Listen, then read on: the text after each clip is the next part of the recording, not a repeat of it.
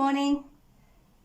Well, this morning we're going to look at another story in the life of this man,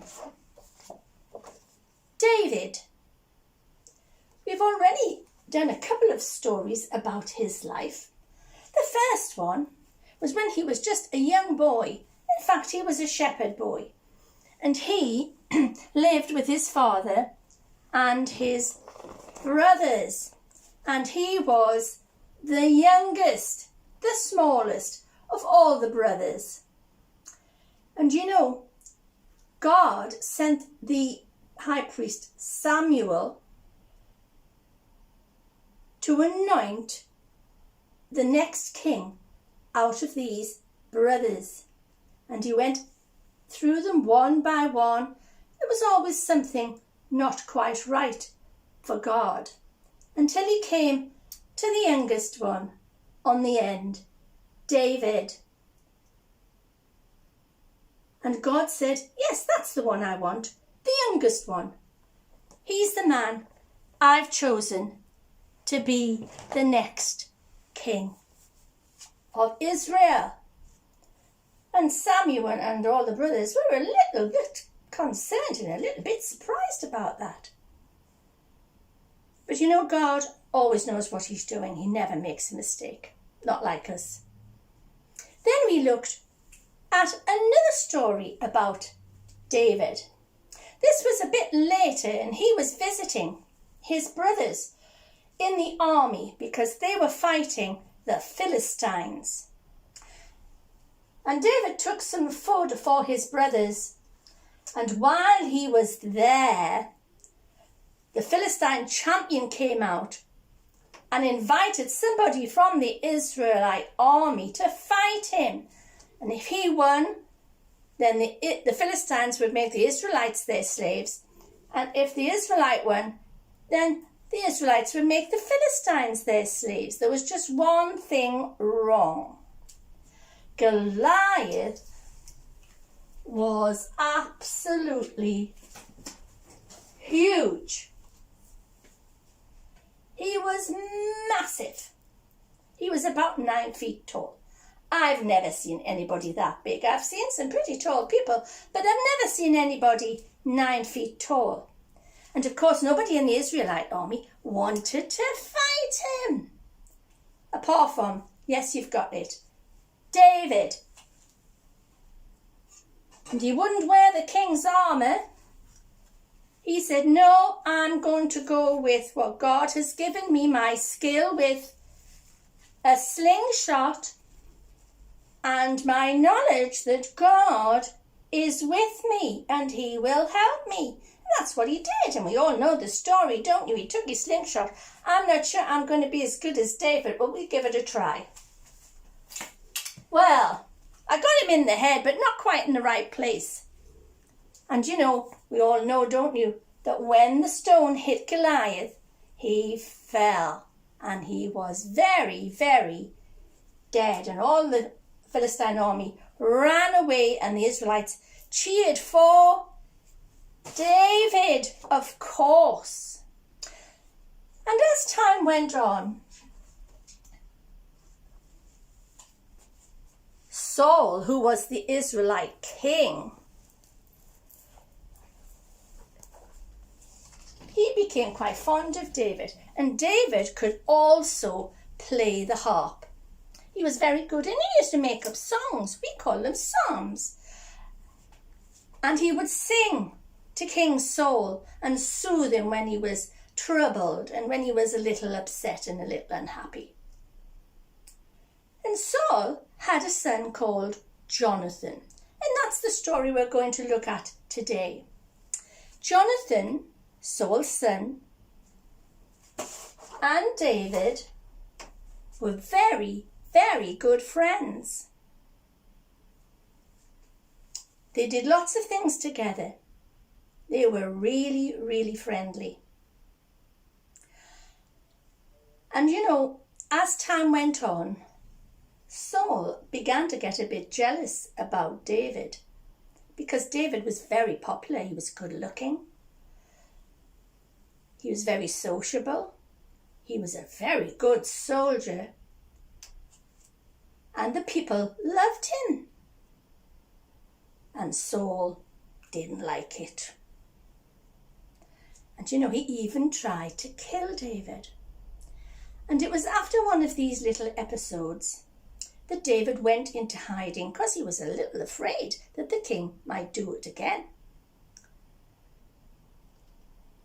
And Jonathan, he was in a difficult position because although the king was his father and he loved David just like a brother.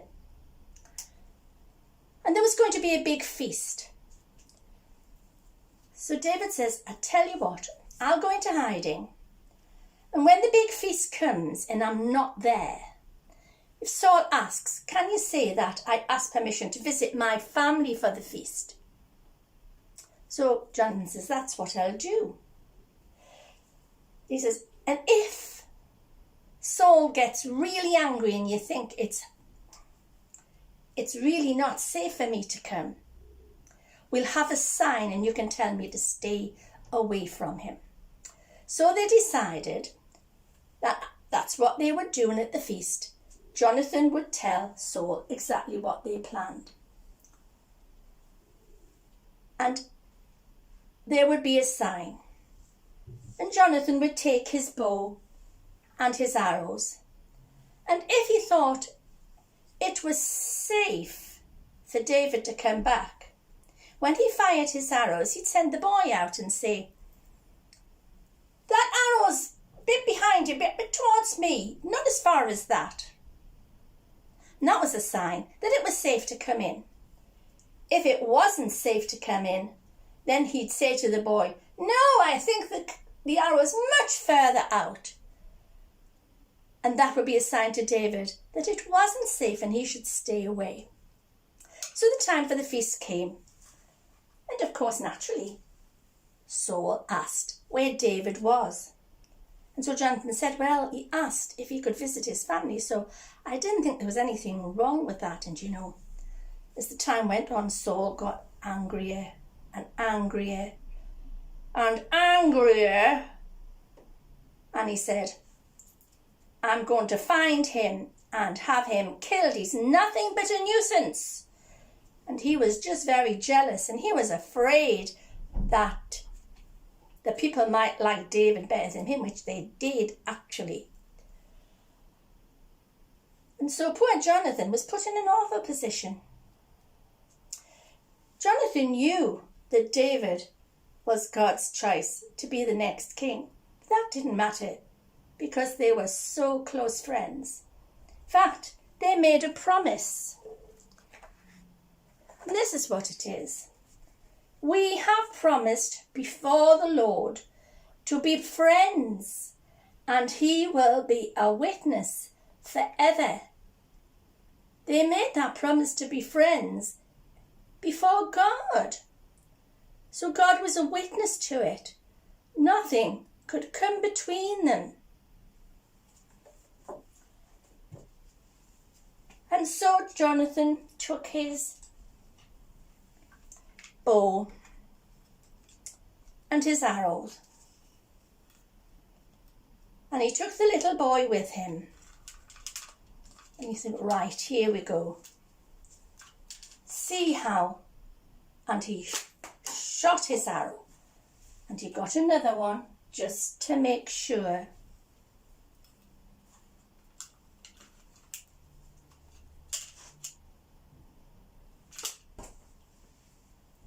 And he said to the boy, go on, get the arrows for me, please. The boy ran. After Jonathan was a prince, he ran. And Jonathan said, no, I think you need to go much further out to catch the arrows. And immediately David knew that it wasn't safe to come in, and that Saul wanted to kill him. And so he went away and hid. And Jonathan had to go back to the palace and his father, the king. And that friendship was tested many times over the course of the next few years. And eventually, Saul and all his sons were killed in battle, and David became the next king. But it tells us about friendship, doesn't it? It's important to have friends. We all have friends. But you know, there's one person who can be the greatest friend, and that is Jesus. It says in the Bible, the greatest love a person can show is to give their life for a friend. It says that in the Gospel of John in chapter 15. And we know that Jesus is the best friend because it also says in Romans, Christ died for us while we were sinners. This is how he shows his great love for us. Jesus did exactly what it said in John. He gave his life for us, his friends. Jesus is the greatest friend we can ever have. So let's look after our friends. But most of all, let us make sure that we have Jesus as our greatest friend, who will be with us always and loves us beyond measure. We've been talking this morning about Jesus being our friend, and that's exactly what our song says. Jesus is a friend of mine.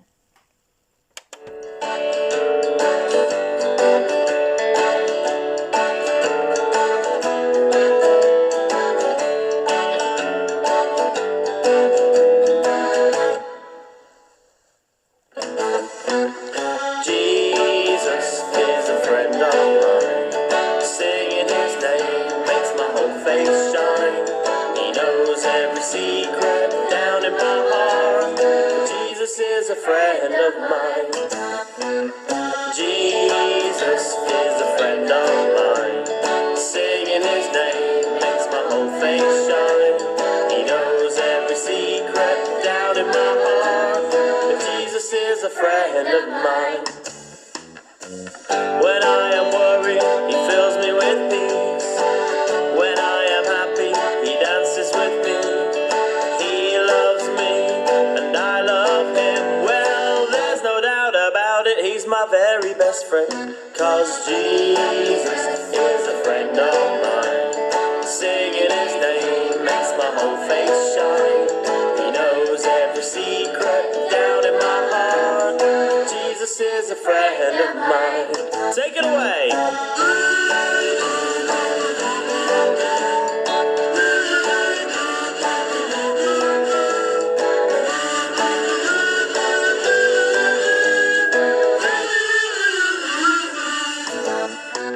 Solo.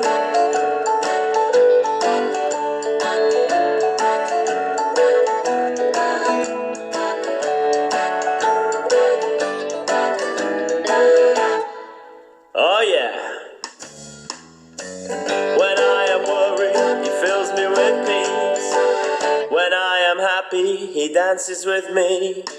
He loves me and I love him. Well, there's no doubt about it, he's my very best friend, 'cause Jesus is a friend of mine. Singing his name makes my whole face shine. He knows every secret down in my heart. Jesus is a friend of mine. I said Jesus is a friend of mine. One more time now. Jesus is a friend.